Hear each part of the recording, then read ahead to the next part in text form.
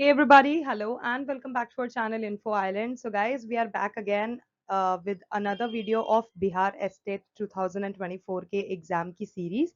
Guys आज के video में हम डिस्कस करने वाले हैं 23rd of May which was yesterday उसके जितने भी शिफ्टों में क्वेश्चंस पूछे गए हैं उसमें से जो भी इंपॉर्टेंट क्वेश्चंस थे उन सारे जीके जीएस क्वेश्चंस का आपको इस वीडियो में आंसर मिलेगा, that too along with the facts. पूरा कंप्लीट आपको एग्जाम एनालिसिस प्रोवाइड कराएंगे जिससे कि आपको पता पड़ जाएगा that how many questions you have answered correctly. तो आप वो सारा कुछ भी मैच कर सकते हैं. और yes, एक एक क्वेश्चन अच्छे से देखिएगा, उनके फैक्ट अच्छे से पढ़िएगा, बिकॉज यू नेवर नो, हो सकता है आगे आने वाली शिफ्टों में आपसे इन्हीं क्वेश्चंस को पूछ लिया जाए या इन फैक्ट से रिलेटेड कोई क्वेश्चन बन के आ जाए. तो चलिए गाइस जल्दी से वीडियो को शुरू करते हैं. एंड यस, शुरू करने से पहले जस्ट अ हम्बल रिक्वेस्ट, अगर आप लोग नए हो चैनल पे, अभी तक सब्सक्राइब नहीं करा है तो जल्दी से जाओ चैनल को सब्सक्राइब करो, बेल आइकन को हिट करो, बिकॉज हम हमारे चैनल पर इस तरह की इंफॉर्मेटिव वीडियोस डेली लाते रहते हैं. तो चलिए गाइस जल्दी से वीडियो को शुरू करते हैं और देखते हैं किस तरह के क्वेश्चंस पूछे गए थे कल यानी कि 23rd ऑफ मई 2024 के शिफ्टों में जो बिहार स्टेट का एग्जाम्स हुआ था उसमें. सो गाइस फर्स्ट क्वेश्चन देख लेते हैं. कक्ष स्थापित करना किसका उदाहरण होता है? तो गाइस इसका करेक्ट आंसर है कक्षा प्रबंधन का. नेक्स्ट क्वेश्चन, सामंतवाद व्यवस्था में भूमि का मालिक किसे कहा जाता है? तो गाइस सामंतवाद व्यवस्था जो होती है उसमें जो भूमि का मालिक होता है वो राजा कहलाता है. ओके नेक्स्ट है, कौन सी गैस ग्रीन हाउस गैस नहीं है? तो गाइस जो CO है that is not a gas जो कि ग्रीन हाउस गैस आप जिसे कह सके. सो गाइस क्योंकि अभी हम ग्रीन हाउस गैस की बात कर रहे हैं, मैं ग्रीन हाउस गैस से रिलेटेड आपको कुछ इंपॉर्टेंट फैक्ट बताना चाहूंगी जो कि आपको हेल्प करेगा आपके आगे आने वाली शिफ्टों में पूछे जाने वाले प्रश्नों में. तो गाइस ग्रीन हाउस प्रभाव, जिसको हम ग्रीन हाउस इफेक्ट भी बोलते हैं या फिर हरित ग्रह प्रभाव के नाम से भी इसे जाना जाता है, नोट कर लीजिएगा, this is very important and आपको अनदर टर्म भी पता होना चाहिए. सो गाइस बेसिकली ये क्या होता है, ये एक प्राकृतिक यानी कि नेचुरल प्रक्रिया है, नेचुरल प्रोसेस है जिसके द्वारा किसी ग्रह या उपग्रह के वातावरण में मौजूद कुछ ऐसी गैसें वातावरण के तापमान को अपेक्षाकृत अधिक गर्म बनाने में मदद करती हैं. तो वो क्या करती हैं, वातावरण का जो आपका तापमान है उसको और ज्यादा गर्म कर देती हैं. इन ग्रीन हाउस गैसों में हम अब डिस्कस करने वाले हैं कौन सी ग्रीन हाउस गैसेस होती हैं. तो अगर आपको ऑप्शन में दिया जाता है कार्बन डाइऑक्साइड या फिर जल वाष्प या फिर मीथेन, तो गाइज ये तीनों ही आपके ग्रीन हाउस गैसेस में आता है. यदि ग्रीन हाउस प्रभाव नहीं होता तो शायद ही पृथ्वी पर जीवन नहीं होता. अगर ग्रीन हाउस इफेक्ट, तो देखिए आप कि ग्रीन हाउस इफेक्ट का कितना ज्यादा इंपॉर्टेंस है हमारी लाइफ में. अगर ये नहीं होता तो शायद अर्थ पे लाइफ पॉसिबल नहीं थी, अर्थ पर सरवाइव करना शायद पॉसिबल नहीं होता. क्यों? क्योंकि उस स्टेज में क्या होता, जब पृथ्वी का जो औसत तापमान होता ना वो -18 डिग्री सेल्सियस होता, ना कि जो कि अभी वर्तमान में 15 डिग्री सेल्सियस है. तो गाइज ये दोनों भी इंपॉर्टेंट है, ध्यान में रखिएगा. ओके गाइज नेक्स्ट क्वेश्चन देख लेते हैं जो पूछा गया था आपसे. 86 संविधान संशोधन के अंतर्गत कौन सा मौलिक कर्तव्य जोड़ा गया है? तो गाइज सबसे पहले हम बात कर लेते हैं कि कौन सा मौलिक कर्तव्य जोड़ा गया है. तो गाइज उसमें क्या है, 6 से 14 वर्ष तक की जो आयु के बीच के बच्चे होते हैं उनको शिक्षा के अवसर उपलब्ध कराना, ये चीज जो है आपकी ये 86 संविधान संशोधन के अंतर्गत मौलिक कर्तव्यों में जोड़ी गई है. और इसका आपको याद रखना है कि कितनी एज ग्रुप के बच्चे, 6 to 14 ईयर्स के जो बच्चे होते हैं उनके पास उनकी शिक्षा के अवसर आए, उनको उनकी शिक्षा के अवसर उपलब्ध कराए जाए, प्रबंध कराया जाए, ऐसा कुछ. तो ये 86 संविधान संशोधन के अंदर जोड़ा गया है. सो गाइज अब मैं इससे रिलेटेड आपको कुछ फैक्ट बताना चाहूंगी. तो जो है 11वां जो मौलिक कर्तव्य है, ये अगर बात की जाए कि कौन सा मौलिक कर्तव्य है तो है ये 11वां, जो कि 86 संविधान संशोधन 2002 यानी कि 86 कॉन्स्टिट्यूशनल अमेंडमेंट 2002 के बाद जोड़ा गया था. इस मौलिक कर्तव्य में ये बताया जाता है कि जो 6 से 14 वर्ष के बच्चे हैं उनको शिक्षा के अवसर प्रदान किए जाएं और माता पिता या अभिभावक के रूप में यह सुनिश्चित किया जाए कि उनके बच्चे को ऐसे जो माता पिता हैं और अभिभावक हैं वो इस चीज को 100% इंश्योर करें कि उनके बच्चे को ऐसे अवसर प्रदान किए जा रहे हैं. तो ये चीज आती है इस पर्टिकुलर मौलिक कर्तव्य में. नेक्स्ट क्वेश्चन, न्यूटन का तीसरा नियम किस नाम से जाना जाता है? तो गाइज न्यूटन के जो लॉ हैं उनका ऑब्वियसली एक और नाम, साइंटिफिक नाम कह लीजिए या फिर अनदर टर्म कह लीजिए, तो जो तीसरा नियम है उसको क्रिया प्रतिक्रिया के नाम से भी जाना जाता है, जिसको हम इलैबोरेट करते हैं थोड़ा तो वो ये कहलाता है for every action there is a reaction. तो इसको हम क्रिया प्रतिक्रिया के नाम से जानते हैं। अगला है न्यूटन का पहला नियम, किस नाम से जाना जाता है? तो गाइस जड़त्व का नियम इज द करेक्ट आंसर। मछली के समान सरीसृप कौन सा होता है? तो गाइस इच्थियोसोर जो होता है वो मछली के समान सरीसृप होता है। ओके गाइस, क्योंकि अब हमने न्यूटन्स लॉ के बारे में बात करें तो हम न्यूटन के लॉ ऑफ मोशन के बारे में थोड़ा सा कुछ और जान लेते हैं। तो गाइस बेसिकली न्यूटन की गति के 3 नियम हैं, ये हम सब जानते ही हैं, अगर नहीं जानते हैं तो अब जान जाएंगे। जिसमें 3 इंपॉर्टेंट जो नियम होते हैं, पहला है जड़त्व का नियम, दूसरा है संवेग का नियम और तीसरा है क्रिया प्रतिक्रिया का नियम। ये 3 इंपॉर्टेंट न्यूटन के लॉ होते हैं ऑफ मोशन। जिसमें पहला यानी कि गति का जो प्रथम नियम है जो कि है आपका जड़त्व का नियम, वो क्या बताता है? तो गाइज उसके अनुसार न्यूटन की गति के प्रथम नियम के अनुसार यदि कोई वस्तु विराम अवस्था यानी कि एक कांस्टेंट रूप में है तो वह अपने विराम अवस्था में ही रहेगी। वस्तु पर कोई बाहरी बल जो होता है लगाकर ही वस्तु को विराम अवस्था से गति की अवस्था में परिवर्तित किया जा सकता है, विच इज ट्रू। एवं यदि कोई वस्तु गतिशील अवस्था में है तो वह एक समान चाल से, नोट कीजिएगा, समान चाल से सरल रेखा में चलती ही रहेगी जब तक, कब तक? जब तक उस वस्तु पर बाहरी बल न लगाया जाए। तो इस गति के नियम को हम जड़त्व का नियम कहते हैं। तो गाइस एग्जाम्पल के रूप से मैं आपको समझाती हूँ फॉर योर बेटर अंडरस्टैंडिंग। जैसे चलती हुई रेलगाड़ी से अचानक उतर जाने पर व्यक्ति को आगे की ओर धक्का लगता है तो वो आगे की ओर गिर जाता है। तो वो क्यों होता है? वो जड़त्व के नियम के कारण ही होता है। सेकेंडली, खिड़की के शीशे पर बंदूक से जब आप गोली मारते हो तो शीशे में छेद हो जाता है, वो पूरा नहीं टूटता है, उसमें छेद हो जाता है। ओके, नेक्स्ट है गति का द्वितीय नियम, जिसको हम संवेग का नियम भी कहते हैं।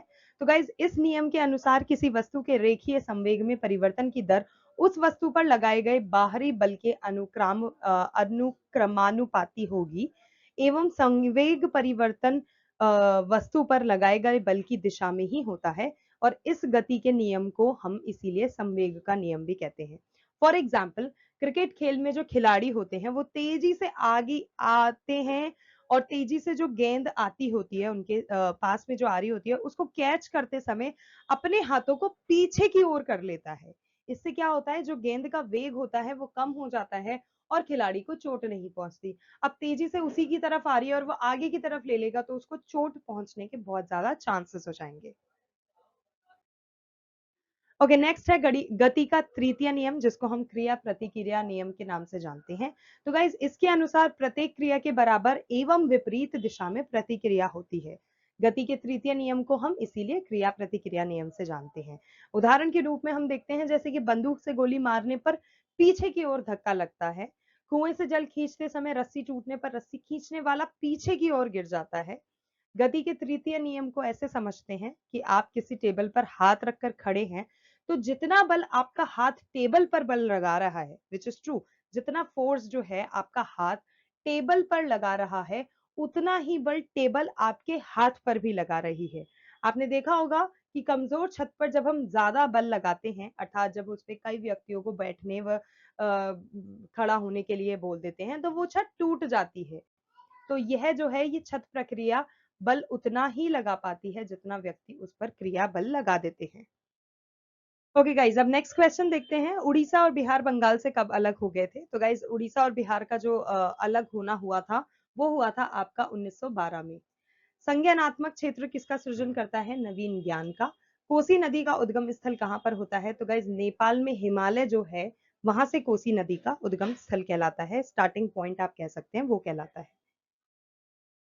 अब बात करें कोसी नदी की, तो गाइस कोसी नदी को कोशी नदी के नाम से भी जाना जाता है और नेपाल में हिमालय से यह निकलती है और बिहार में भीमनगर, तो नोट कीजिएगा, पहले नेपाल में हिमालय से निकली फिर बिहार में भीमनगर के रास्ते आती हुई भारत प्रज्वल में दाखिल हो जाती है।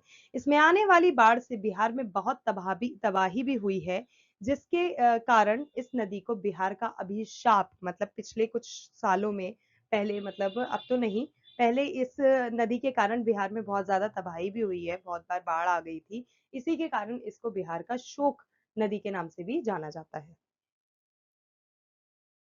ह्यूरिस्टिक का अर्थ क्या होता है? जांच करना। पेरिस में शांति समझौता किस वर्ष हुआ था? तो गाइस 18 जनवरी 1919 वाज द डेट जब पेरिस में शांति समझौता किया गया था। रोलेट एक्ट कब पारित हुआ था? तो गाइस अगेन 1919 में।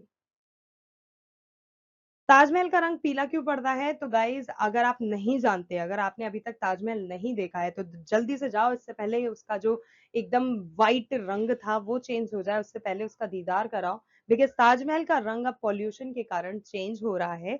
SO2 की जो प्रेजेंस होती है हमारे एयर कंपोनेंट्स में, मतलब एयर उसमें जो SO2 के पार्टिकल्स होते हैं, उसके कारण क्या हो रहा है गाइज, जो सफेद संगमरमर था, जो हमारा वर्ल्ड हेरिटेज साइट जो पहले सफेद हुआ करता था, वो धीरे धीरे पीला हो रहा है। इनफैक्ट अब तो वह भूरा और हरा भी होने लगा है। जो उसके आसपास बढ़ता प्रदूषण है उसकी वजह से अब उसका कलर येलो से धीरे धीरे चेंज होते होते थोड़ा सा ब्राउनिश और ग्रीनिश कलर का हो रहा है। तो वो जो सफेद कलर का, सफेद पत्थरों से बना हुआ, संगमरमर के पत्थरों से बना हुआ ताजमहल था, अब वो चेंज हो रहा है बिकॉज ऑफ पॉल्यूशन में इतना गंद होने के कारण। केटू पर्वत की ऊंचाई क्या है? तो वो है गाइस 8611 मीटर। पुस्तकालय का उद्देश्य क्या होता है? तो गाइस जो पुस्तकालय होते हैं, जो लाइब्रेरीज होते हैं, उनका बेसिक मोटो यही होता है कि वो सूचना और ज्ञान को प्राप्त कराने के लिए लोगों तक पहुंचे। किस कृषि के द्वारा वनों की कटाई सबसे ज्यादा होती है? निर्वाहक कृषि। एक जनता, एक नेता और एक साम्राज्य का नारा किसने लगाया था? तो गाइस हिटलर द्वारा दिया गया था। मूल्यांकन कैसी प्रक्रिया है? मात्रात्मक और गुणात्मक। विधि की आत्मा किसकी पुस्तक है? तो गाइज मॉन्टेस्क्यू के द्वारा लिखी गई थी यह पुस्तक। एल नीनो जो घटना होती है, एक तरह का प्रोसेस होता है जो महासागरों में देखा जाता है, तो वो कौन से सागर में होता है? तो गाइज वो होता है आपका प्रशांत महासागर। अगर दो रेखाएं परस्पर प्रतिच्छेद करती हैं तो शीर्ष भिमुख कोण कैसे होंगे? तो गाइज वो समान होंगे। द सोशल कॉन्ट्रैक्ट ये बुक किसकी पुस्तक है? गाइस बुक्स हुआ, नॉवल हुआ और ऑटोबायोग्राफीज, बायोग्राफीज, ये सारे ही टॉपिक्स बहुत इंपॉर्टेंट है क्योंकि इससे रिलेटेड क्वेश्चन फ्रीक्वेंटली और ऑलमोस्ट हर एग्जाम में पूछे जा रहे हैं, तो प्लीज अच्छे से पढ़ना। और यस, अगर बायोग्राफी, ऑटोबायोग्राफी या बुक्स, नॉवल, मैगजीन, इससे रिलेटेड कोई वीडियो चाहिए, so that is available on our channel, you can go and watch that out. अगर आप चाहते हैं तो मैं उसका लिंक आपको डिस्क्रिप्शन में प्रोवाइड करा दूंगी। So coming back to the question, जो सोशल कॉन्ट्रैक्ट है वो जीन जक्वेस रूसो द्वारा लिखी गई थी। ये इनकी पुस्तक थी और ये एक फ्रांसीसी लेखक हैं और दार्शनिक हैं, जीन जक्वेस रूसो जिनका नाम है, और 1762 में इन्होंने ये पुस्तक लिखी थी। पुस्तक वाणिज्यिक समस्या, जो वाणिज्यिक समाज है हमारा, उसकी समस्याओं के सामने एक राजनीतिक समुदाय स्थापित करने के तरीके को वर्णित करती है। मतलब पुस्तक में इसी सब चीज के बारे में दिया गया है और इस पुस्तक ने फ्रांस सहित दुनिया के कई हिस्सों में क्रांतियों को प्रेरित भी किया था। द सोशल कॉन्ट्रैक्ट को फ्रांसीसी क्रांति का बाइबल भी माना जाता है। तो गाइस ये इंपॉर्टेंट फैक्ट है कि जो सोशल कॉन्ट्रैक्ट बुक है, इसको फ्रांसीसी क्रांति का बाइबल भी माना जाता था। तो बहुत इंपॉर्टेंट फैक्ट है, याद रखिएगा। प्रस्तावना का संबंध किससे है? तो गाइस पूर्व ज्ञान से। ग्रीन हाउस गैसों के नाम बताएं। तो जैसे अभी हमने डिस्कस करा था, जल वाष्प हो गया, मीथेन हो गया, कार्बन डाइऑक्साइड हो गया, ये ग्रीन हाउस गैसेस होती हैं। गौतम बुद्ध ने अपने उपदेश में अपना उपदेश किस भाषा में दिया था? तो गाइस पाली भाषा का उपयोग उन्होंने किया था। अंगूर में कौन सा अम्ल पाया जाता है? तो गाइस अंगूरों में टार्ट्रिक एसिड पाया जाता है। वास्को डिगामा ने भारत की खोज कब करी थी? 1498 में। सिमलीपाल राष्ट्रीय उद्यान कहाँ स्थित है? तो गाइस उड़ीसा में वह स्थित है। ओके, नेक्स्ट अब हम बात कर रहे हैं कि चोल वंश का संस्थापक कौन था? विजयपाल। शेरे पंजाब के नाम से कौन जाना जाता है? लाला लाजपत राय। टेलीविजन कैसी सामग्री है? श्रव्य दृश्य सामग्री। गाइस चोल साम्राज्य का संस्थापक की अब हम बात करते हैं। तो जो चोल साम्राज्य का संस्थापक है जो कि विजयपाल है, 846 टू 871 ईस्वी इनका कार्यकाल था। इनके जीवन शैली की हमने बारे में बात करी। तो गाइस ये जो थे, ये पल्लव वंश का सामंत थे और पल्लवों के सामंत रूप में उन्होंने तंजौर पर अधिकार किया था। तो गाइस तंजौर आपको याद रखना है, उस पर उन्होंने अधिकार किया था, शासन किया था और उसको फिर अपनी राजधानी बना ली थी। उनके पुत्र आदित्य प्रथम 871 टू 907 ईस्वी का जीवन शैली चला था। उनके समय में चोल वंश सवर्था स्वतंत्र हो गया था और उन्होंने कई युद्ध लड़े थे जिसमें युवराज परांतक से उन्हें बड़ी सहायता मिली थी। तो गाइज ये कुछ इंपॉर्टेंट फैक्ट हैं रिलेटेड टू चोल साम्राज्य, आप प्लीज पढ़िएगा। नेक्स्ट है आपका मेगा रेशम का उत्पादन सबसे ज्यादा इनफैक्ट इकलौता राज्य है इंडिया में कहाँ होता है, तो गाइज वो असम में होता है। मुसोलिनी की पार्टी का नाम क्या था, तो गाइज मुसोलिनी की जो पार्टी थी उसका नाम था राष्ट्रीय फॉसिस्ट पार्टी। अब बेनितो मुसोलिनी जो थे वो एक इटली के राजनेता थे, तो ये बेनितो मुसोलिनी इज द नाम जिन्होंने राष्ट्रीय फॉसिस्ट पार्टी का नेतृत्व किया था। वह फांसीवाद के दर्शन की नींव रखने वालों में से अहम व्यक्ति थे, काफी प्रमुख व्यक्ति थे। उन्होंने दूसरे विश्व युद्ध में एक्सिस समूह से मिलकर युद्ध किया था। एक्सिस समूह यहाँ पे याद रखना है आपको। वे हिटलर के निकटतम राजनीतिज्ञ थे। हिटलर के निक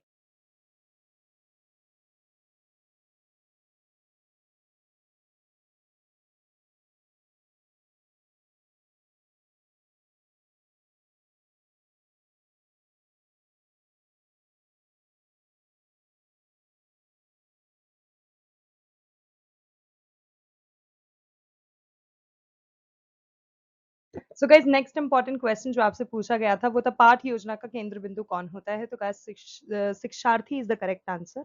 स्वराज दल की स्थापना कब हुई थी, तो गाइस 1 जनवरी 1923 वो दिन था जब स्वराज दल की स्थापना की गई थी। सबसे ज्यादा इंटरनेट प्रयोग करने वाले लोग किस देश में पाए जाते हैं, तो guys China is the correct answer. चांदी क्रांति यानी कि सिल्वर रेवोल्यूशन का संबंध किससे है, तो गाइज अंडों के उत्पादन से जो है इसका संबंध है उसको चांदी क्रांति के नाम दिया गया था। मानस वन्य जीव अभ्यारण्य कहाँ स्थित है, गाइज आसाम में। बच्चों का समापीकरण कहाँ से शुरू होता है, परिवार से। मूंगफली का सबसे बड़ा उत्पादक राज्य कौन सा है, तो गाइज गुजरात जो है वो सबसे ज्यादा मूंगफली उत्पादक राज्य माना जाता है। बिना बोझ की शिक्षा का जो कॉन्सेप्ट है ये किसके द्वारा दिया गया था, प्रोफेसर यशपाल के द्वारा। भारतीय राष्ट्रीय कांग्रेस यानी कि इंडियन नेशनल कांग्रेस जो है इसकी आपकी स्थापना कब की थी और कब हुई थी और किसने की थी, सो गाइस 28 दिसंबर 1885 को आईएनसी यानी कि इंडियन नेशनल कांग्रेस भारतीय राष्ट्रीय कांग्रेस की स्थापना की गई थी। और अगर आपसे पूछा जाता है कि किसके द्वारा की गई थी, सो गाइस ए.ओ. ह्यूम के द्वारा इसकी स्थापना की गई थी। कक्षा शिक्षण का प्रमुख उद्देश्य क्या है, व्यक्तित्व का विकास करना। कौन सी प्रक्रिया के द्वारा बच्चे सामाजिक रूप से अनुकूल बनते हैं, तो गाइस समाजीकरण प्रक्रिया के द्वारा। प्रजातंत्र के सामने कौन सी चुनौती सबसे बड़ी होती है, तो गाइस कभी भी किसी भी प्रजातंत्र के सामने जो सबसे बड़ी चुनौती होती है वो होती है कट्टरवाद। खरबूजा किस मौसम की फसल है, तो गाइस जो खरबूजा है वो जायद मौसम की एक फसल है जिसको हम जायद सीजन भी बोलते हैं, जिसको हम ZAID के नाम से जानते हैं और बोलते हैं। लेंस की शक्ति का मात्रक क्या होता है, तो गाइस लेंस की शक्ति को आप मीटर में नापते हैं। विश्व बैंक यानी कि जो वर्ल्ड बैंक है इसका मुख्यालय कहाँ पर स्थित है, तो guys Washington DC is the correct answer. अगला सवाल, अलेक्जेंड्रिया किस सागर के किनारे पर बसा हुआ है, तो गाइस भूमध्य सागर वह सागर है जिसके किनारे पर अलेक्जेंड्रिया बसा हुआ है। ईंधन को जलाने पर कौन सी ऊर्जा मिलती है, तो गाइस जब कभी भी आप ईंधन को जलाते हैं तो दो अन्य तरह की ऊर्जा उसमें से मिलती है, जो है आपकी यांत्रिक ऊर्जा और प्रकाश ऊर्जा। भारत में प्रेस का जनक कौन है, तो गाइस जेम्स ऑगस्टस हिकी जो है ये भारत में press. And one thing to note, यहाँ पर प्रेस हम आयरन की बात नहीं कर रहे हैं, यहाँ पर हम PRESS प्रेस जो कि आपकी रिपोर्टिंग वगैरह के लिए, न्यूज़पेपर वगैरह के लिए जो काम आती है वो सब हम बोलते हैं। न्यूज़पेपर हुए, मैगजीन्स हुए, वो सब। तो James Augustus Hickey is the correct answer. James Augustus Hickey जो थे जिनको भारतीय प्रेस के जनक के नाम से जाना जाता है, गाइज वो एक ब्रिटिश नागरिक थे। तो आपको ये चीज याद रखनी है कि सबसे पहला वो भारतीय प्रेस के जनक के नाम से जाना जाता है और दूसरा वो एक ब्रिटिश नागरिक थे। उन्हें शासन के तहत पहला समाचार पत्र शुरू करने के लिए जाना जाता था और इसीलिए साम्राज्यवाद की स्व सेंसरशिप के बावजूद भारत की जो प्रेस प्रेस यहाँ पर हम आयरन की बात नहीं कर रहे हैं, प्रेस इज लाइक जो न्यूज़पेपर वगैरह होते हैं उसके फाउंडेशन का नेतृत्व सबसे पहले ब्रिटिश सरकार ने किया था जिसमें James Augustus Hickey was the first person. अगला महत्वपूर्ण प्रश्न आया था मोंटेसरी से रिलेटेड। सो गाइज, मोंटेसरी द्वारा कौन सी शिक्षक प्रणाली का सूत्रपात किया गया? सो गाइज, डायडेक्टिक शिक्षक प्रणाली इज द करेक्ट आंसर। कौन से मॉनसून के द्वारा भारत में सर्वाधिक वर्षा होती है? तो गाइज, दक्षिण पश्चिम जो मॉनसून है इंडिया में, ये एक मॉनसून है जिसके कारण सबसे ज्यादा बारिश होती है। नागानंद पुस्तक के लेखक का नाम क्या है? Harshvardhan is the correct answer. और guys, again I am repeating, books हुआ जिसके ऑथर्स हुए, नॉवेल्स हुए, मैगजीन्स हुई, ऑटोबायोग्राफीज हुई, बायोग्राफीज हुए, ये कुछ ऐसे टॉपिक्स हैं जिन पे मतलब लिटरली हर कॉम्पिटेटिव एग्जाम टारगेट कर रहा है। उससे रिलेटेड बहुत सारे क्वेश्चंस हमें पेपर में देखने को मिल रहे हैं, तो आप ये टॉपिक्स तो भूल कर भी अपनी प्रिपरेशन में छोड़ना नहीं। मोंटेसरी के अब हम 8 शैक्षिक सिद्धांतों की बात करने वाले हैं गाइस। जो मोंटेसरी जो था, उसमें जो 8 शैक्षिक सिद्धांत थे, जिनमें पहला था खोज द्वारा सीखना, दूसरा था शैक्षिक वातावरण तैयार करना, तीसरा था विशिष्ट सामग्री का उपयोग करना, चौथा था छात्र की व्यक्तिगत पसंद, पांचवा था आयु समूहों के लिए कक्षाएं, छठा था सहयोगात्मक शिक्षा और खेल, सातवां था बिना किसी रुकावट के कक्षाएं, और आठवां था शिक्षक एवं एक मार्गदर्शक और पर्यवेक्षक के रूप में। तो गाइज, मॉन्टेसरी जो शिक्षा प्रणाली थी काफी फेमस है, काफी इंपॉर्टेंट है। उसके कुछ 8 शैक्षिक सिद्धांत अभी हमने डिस्कस करे। सो गाइज, अगला अब हम बात करते हैं 14 सूत्री की। तो जो 14 सूत्री योजना होती है, ये किसने प्रस्तुत की? तो Woodrow Wilson is the correct answer. Bihar में किसके नेतृत्व में साइमन कमीशन का बहिष्कार कर दिया गया था? तो गाइज, अगर आपको याद है, अंग्रेजों के जमाने में जो साइमन कमीशन आया था, उसको लागू किया गया था, लेकिन उसका बहिष्कार कर दिया गया था बिहार में किस इंसान के नेतृत्व में? तो गाइज, अनुग्रह नारायण सिंह के नेतृत्व में। अच्छे छात्र कौन से होते हैं? तो गाइज, वो सभी छात्र जो सदैव सीखना चाहते हैं, जिनमें भूख होती है कुछ नया सीखने की, क्योंकि जब आप कुछ नया सीखते हैं तो आपको उसके बारे में नॉलेज मिलता है, और जब आपको नॉलेज मिलता है तो आपको उस फील्ड में सक्सेस मिलता है। तो गाइज, वही सारे स्टूडेंट्स, सारे कैंडिडेट्स अच्छे छात्र कहलाते हैं, जिनमें वो हंगर होता है to know more about something, to learn about something. तो जो सदैव सीखना चाहते हैं, that is the correct answer. So guys, that's it for today. Those were the very important GK GS questions जो कि आपके 23 मई के सारे शिफ्टों में पूछे गए थे।